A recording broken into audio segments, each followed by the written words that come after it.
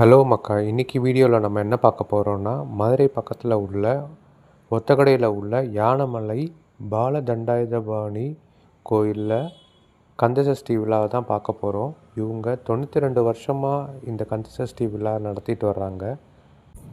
இன்றைக்கி வீடியோவில் நம்ம மயில் வாகனம் புறப்பாடை தான் பார்க்க போகிறோம்.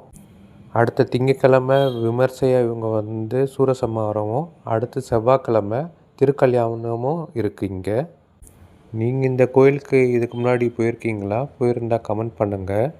இந்த கோயிலே மகாபிரித்யங்கா அம்மனும் இருக்காங்க. அங்கே அமாவாசையில் யாகம் பண்ணுவாங்க ரொம்ப விமர்சையாக.